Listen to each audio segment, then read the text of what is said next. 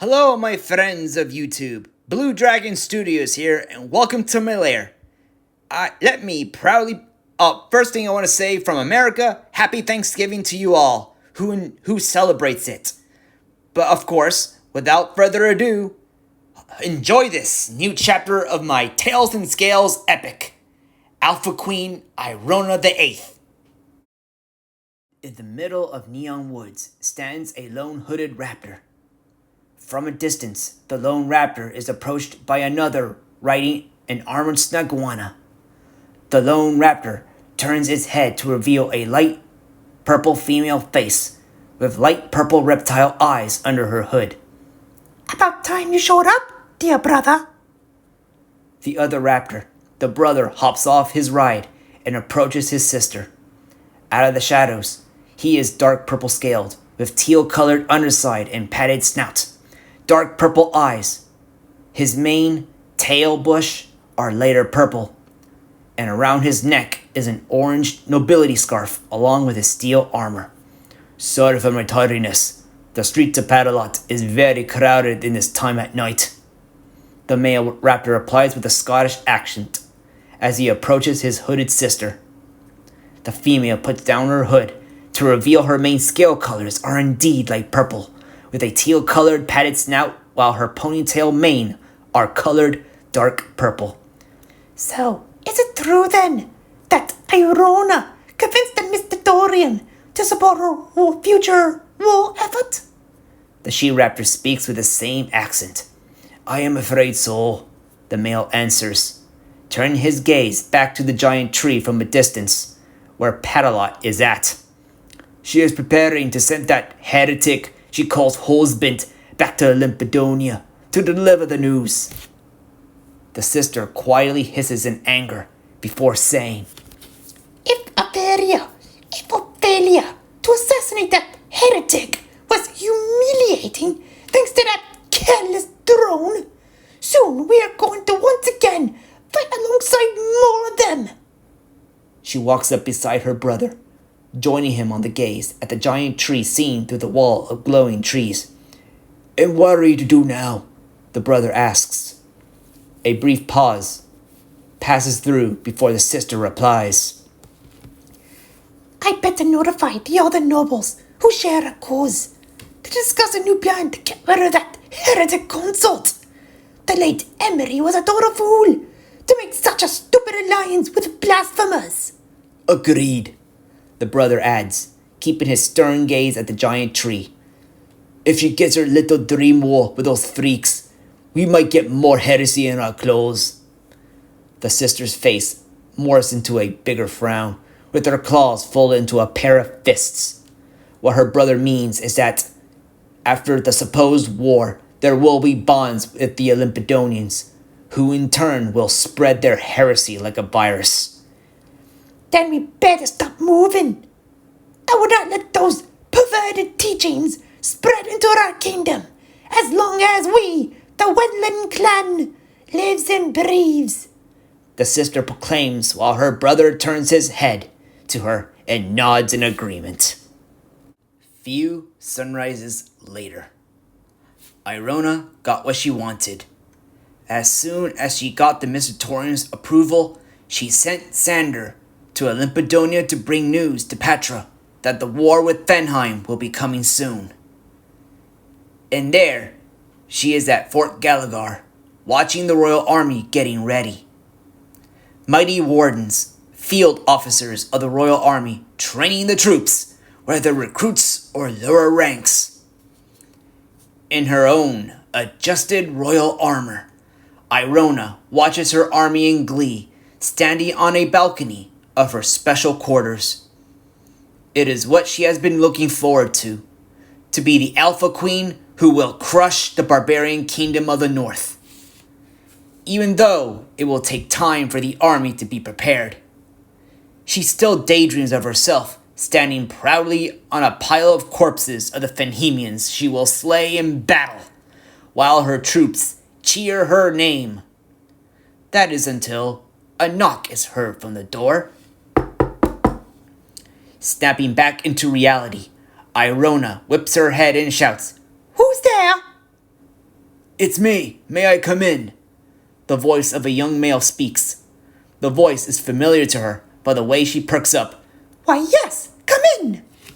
The door opens to reveal a now 19-winter-old Buster, wearing a set of metal armor with his black nobility scarf, along with a two-handed steel sword on his back. My dear little brother, what brings you here? Irona asks him as the rooster in name approaches her and bows. Here to help out any way I can. You know me. I hear that the army is in need of a new sentinel. Yes, you are right. I am afraid the last sentinel decided to quit on me. Irona answers Buster with a frown. It is so frustrating to learn how many of our subjects are so close-minded. Tell me about it. Buster agrees as he joins Irona to gaze at the army up below. Having such zealot beliefs do have a way to blind you to not see the bigger picture, unlike us, of course. Irona agrees with that statement. It is no secret to her that there are a lot of raptors in her kingdom who has issues with the Limpidonians for fanatical reasons. Especially with Xander. Sure, he is very loved by her subjects as time went by. But some raptors are more stubborn than others, especially the last sentinel, who decided to quit on her for the exact reason. Sure, she is the head of the army, but she still needs a general to command on her behalf. Do you seek to volunteer, brother? Oh no, I'm not. Even though I would like to. Buster denies. Don't really need to, since I am already a beta prince. However, I'm here to tell you that I have some raptor to nominate who I think might be a good candidate to be your new sentinel. Really? Who? Buster turns his head to the door and shouts, "Come in!" Coming through the door is a red armored hen with a blue tomboyish style mane and a ponytail and tail bush. She looks like she is in her early 30s. The slightly older red hen approaches Irona with a bow. Greetings, Your Majesty. I am Rudy. It is truly an honor to finally meet you. Rudy, the captain of my watch? Irona questions with curiosity, making Rudy perk up proudly with a smile. Ha! Indeed I am, Your Majesty. Rudy rises up with a salute. Upholding the law since the promotion to captain. Busty tells me that you're in search of a new sentinel? I am indeed, Lady Rudy. That ignorant dungbag decided to quit on me. Irona begins to circle around Rudy, getting a curious look at her, scanning for anything suspicious about her until she stops at the same spot in front of the lady in question. And you think you lead my armies as Buster says you could? If I could lead the law, I could lead the troops to victory. Rudy proudly states with a thumbs up. Shows she has a lot of energy. With a smile, Buster walks up beside Rudy, who is inches taller than him, wraps his arm around her waist. That form of energy with dedication is why I like her. That statement makes Rudy grin and wrap her arm around Buster's neck and gives him a quick kiss on the lips. You said it, baby. The way the pair act makes Irona a bit nervous, looking uncomfortable. With respect, Rudy, how old are you? She asks. 30? Why? Rudy asks, sounding curious. Nothing. Irona changes the subject. It is no secret to her that Buster, who is now 19, has a thing for older hens. One time, he even has a crush on Daddy's bodyguard. But that is not important right now. However, if Buster has great trust in you and your experience as a guard captain, I welcome you into the army as my newest sentinel. It is an honor, Your Majesty, Rudy proclaims as she shakes claws with Irona. The next day, Irona is in the nursery chamber where she stands to admire her egg, resting on the makeshift nest, all the while awaiting Xander's return with news about Petra's answer. She leans her head closer to the silver egg with orange rings with a smile on her snout, proudly nuzzles the egg gently with the tip of her pad nose. Soon, my little alpha princess, you will be born into a world made by your heroic mother. You will grow up to become a mighty alpha queen to carry on my legacy. A knock is heard from the door. Come in! Irona shouts. Coming in is Xander himself, looking proud. He walks up behind Irona and latches her into a hug with his arms around her waist. With a purr, Xander nuzzles her neck. Your broodiness tells me things went well? Irona asks. Xander moves around in front, holding both of Irona's claws. He gazes into her blue eyes and responds, That's right, my love. My sister is thrilled with news. However, it will take a lot of time to prepare. Well, I do hope it will be a quick one. The sooner we have our wool, the better. The pair turn to gaze at the egg in its nest, soon to be their hatchling, until Oscar bursts into the room in panic. Irona and Xander whip their heads to him kneeling before them. What is the meaning of this? The latter demands. Your Majesty, I am afraid there is dire news. What dire news? Speak up and speak! Gamma! Oscar stands up, keeping his fearful expression. I got reports that the Beta Lords of Manchester and Magalo are revolting. What? Irona screams with utmost anger. First, her old sentinel quits, and now 2 prominent Beta Lords are revolting against her. How dare they? The last thing she wants right now is a mob led by rebellious nobles. Not just any nobles. Those who are the ruling beta clans of the 2 betadomes, Anvar and Vessel. Alongside Buster, Rudy, and Xander, Irona rides on a silver snuguana, leading a massive force of her royal army to march towards a cluster of green mountains that borders between Manchester and Magalo, known as the Emerald Mountains, a place where both Manchestians and Magalo raptors would gather in secrecy. The royal army climbs up to one of the mountains where Irona can see a massive force gathered in place. Guards of both Manchester and Magalo alike. Orange feathered helms and raised orange flags with a black rook symbol for the Manchestians, while the Magalos have blue feathered helms and raised blue flags with a silver North Star symbol. Leading them both are 2 raptors riding on their respected snuguanas. The Beta Lords, Irona assumes. They seem to be waiting for her, knowing that they know they meet up at the place. Irona leads her army to march down the mountain slope until they are at least 100 feet away. Both armies stand. Tension fills the air, with a few sounds of pterosaurs passing by. Irona can see the Beta Lords in her sight. Envar Bulwark, the Beta Lord of Manchester, is an orca-colored raptor with brown eyes and tail bush, fully armored with an orange cape and a small crown on his helmet that covers his face.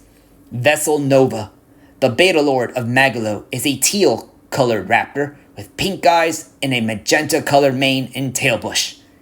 He also wears the same steel armor like his Manchester counterpart, but his cape is blue while wearing a pointed blue wizard's hat with a small silver crown on his head. You think there is a way we can do this without bloodshed? Buster asks. She turns to Xander, who in turn says, Agreed. We can't start fighting among ourselves if we are going to defeat the Venhemians. Xander is right. The last thing Irona wants is a divided kingdom. A plan is needed to resolve this conflict. A way to resolve without wasting life despite her army outnumbering the rebel Beta Lords. With a sighing breath, Irona orders for Buster, Xander, and Bodyguard to gallop with her, while Rudy stays with the Royal Army. Irona and her cohorts gallop their mounts to the center of the mountain grounds, as did Bulwark and Nova. The leaders of the two sides are now face to face. Not very surprising. You would eventually rebel, Bulwark. You Envars do have reputation, after all. Irona says, sounding annoyed, earning a hiss from the mentioned party. I have tolerated your marriage with that heretic at first, your majesty, Bulwark replies, with an angry hiss. But now, you want us to go to a war to fight alongside them? Xander, looking angry, offended, barges in. You still call me that, despite proving myself respectful to your ways. Guess your clan are stubborn, they say. Xander turns his attention to Nova, looking disappointed. You, Nova, of all raptors, should know better. To make this clear, Sir Xander, I do not hate you nor your people, but... Nova gives Irona a suspicious glare. I have concerns if the mad hen you call wife invites so many to fight alongside us. Not only many lives will be lost, but I worry after we win this war, their heretical ideas might seep into our young minds. If that is what you worry about, Lord Beta Maglo, then maybe you should try to be examples to show our beliefs can still peacefully tolerate without compromising it. Irona counters calmly. Bulwark aggressively barges in. You think that is possible? Fighting Fenhemians is one thing, but to fight side by side with the heretics is another. How about this? Irona suggests. A smirk forms on her snout. She knows of a certain ritual to call for moments like this to avoid unwanted bloodshed. I, Irona the Eighth, challenge one of you to a royal duel. All eyes turn to Irona, thinking she lost her mind. Irona is not done yet. The terms will be either me or a champion faces off one of you to a one-on-one duel. If we win, both of you will comply with plans to fight the Fenhemians alongside our allies, whether you all like it or not. If you win, I'll personally call off the war so you don't have to fight alongside allies. What do you both say? That does sound like a fair deal. Nova thinks and turns his gaze to Bulwark. What do you think, my friend? Bulwark closes his eyes into thought. With a deep breath, Bulwark finally opens up and decides. Indeed it is, which is I accept your challenge, your majesty, and I myself will fight on our side. Irona is about to gleefully volunteer, but Xander stops her. Honey, let me fight on your behalf, with your permission. Irona looks at Xander a little mad. Why? This rebellion is centered around my raptors. I think it will be symbolic for I, an Olympodonian in the hide, against an Avalonian zealot. He's right, sister. Buster adds in. Having him fight on our behalf will be symbolic. Hesitant Irona gets. She wants to be the one to fight. Even as Alpha Queen, she admits both her husband and brother might be right. So she relents with a confident nod to allow Xander to duel Bulwark on her behalf. Two armies gather around to circle Xander and Bulwark to watch the duel. As the rules apply, no weapons, no miscraft. Armor and gauntlets are okay, but the helmets are off. Thus, Bulwark has to take off his helmet to reveal a bald-headed raptor with some scars on his snout. The duel ends when one of the fighting raptors dies or submits. The battle is going to start. Irona watches Xander and Bulwark from the crowd circle, around like a pair of velocities in a territorial dispute. They make hiss after hiss, daring each other to make the first move. Bulwark charges for a kick.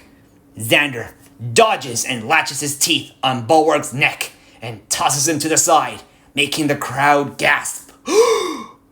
With a few coughs, Bulwark swipes his claw side to side while Xander tries to dodge or parry each swipe with his gauntlets, until Bulwark makes a fake and whips his tail, lashing Xander's snout, making the latter flinch in pain, allowing Bulwark to follow the attack with a drop kick. Irona gets worried as she watches her husband tumble backwards a few flips before getting on back on his feet. Xander quickly rubs his snout before he sees Bulwark charging right at him. The two roosters grab each other claws aggressively as they are in a wrestling match, and they butt heads like a pair of pachycephalos. Two aggressive raptor roosters try to overpower the other. The fight is starting to get tense. Both sides worry for both. Irona gets anxious. Xander better win this duel, since she is trusting him for this symbolic duel. But seeing Bulwark overpowering Xander by the way he's pushing him down isn't helping. Looks like the spirits favor me, heretic! Bulwark taunts as he continues to overpower Xander down to the ground, until Xander makes a smirking laugh. Think again, fool!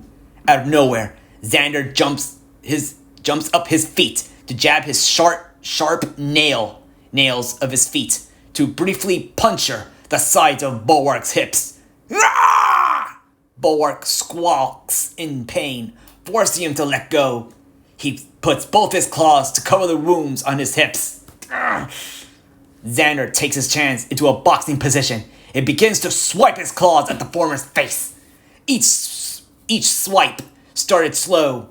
In a motion, his swipes gets faster and faster until Bulwark's face begins to bleed. The royal army begins to cheer. Then Xander finishes with a big kick on the bloodied snout, throwing Bulwark on the ground. Do you submit? Xander barks at the wounded Bulwark. Bulwark tries to get up, but he is in mortal pain. Must defend tradition. He coughs a lot of blood. Nova, worried for his friend, advises, "You don't look well, my friend. Maybe we should just give up and fight alongside them." But the heretics. Bulwark coughs again. Beta Lord of Manchester, are you really that worried about what my kind could do? Xander asks. I understand that you fear things you don't understand, but hear me on this. You and those like you don't have to accept everything my people would do. But we do have one thing in common that unites us to a common enemy in the north. And what's that? Faith in the spirits. We are both brother raptors to them. You are a good rooster, Bulwark. Set aside the differences, and you'll see that we have more in common than you believe. Xander offers his claw. Please, join me not as a heretic, but as a fellow brother in the eyes of the heavens. With a few breaths, Bulwark speaks.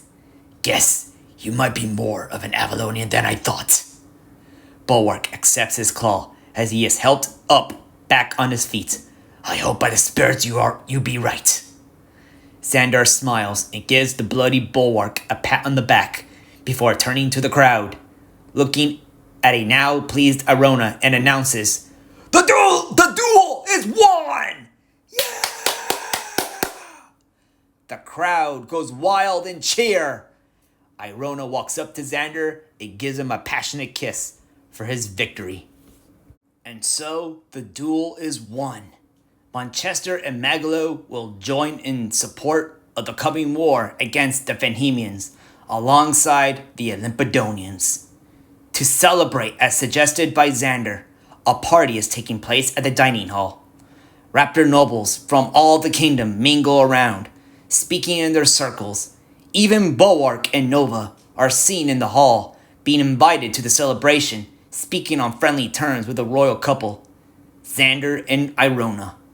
Seated at the dining table, Irona daydreams of the day she will fight her war, while Xander is busy speaking with the recent rebelled lords.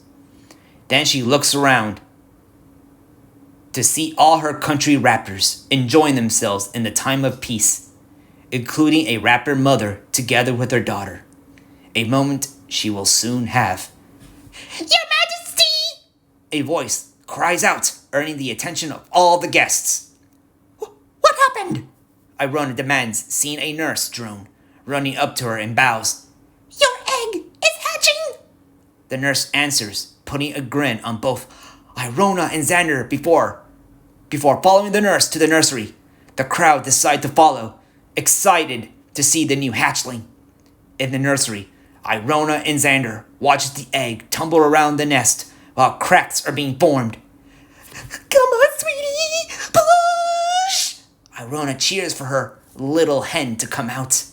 With one final push, the hatchling bursts out of the egg. The nurse picks up the silver-colored hatchling. With inspection, the hatchling is a primarily silver Olympodonian with orange fins and rough short mane. The baby raptor makes a lot of cute squeaking sounds with chirping, eyes closed as the nurse gives the chick to the happy parents-to-be. Isn't she wonderful? Irona squeals as she holds the chick in her arms. Xander, however, takes a closer look at the chick and sees that the chick is not what Irona thinks. Honey? You should take a closer look at him. Him? What do you mean? Irona pauses as she examines the chick in front of her, squeaking around. The nurse slides in and cheerfully shouts, Congratulations, Your Majesty! You have a boy! Irona slowly gives the chick into Xander's arms as he happily admires the bundle of joy by the way he lifts him up in glee. My boy! I'm going to name you Virgil!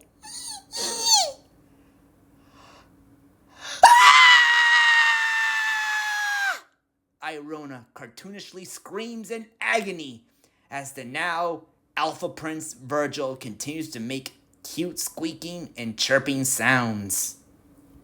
Alright, that wraps it up, my friends of YouTube. And again, as I say again, to all who celebrate, I hope you all have a great Thanksgiving with all the turkey and during the Thanksgiving weekend. And I also duly hope you all enjoy this new video that I've been working hard on. Well, without further ado, I hope you leave a like and subscribe if you want to see any more of my great adventures. More further adventures. This is the Blue Dragon Studios, and I see you back into my lair.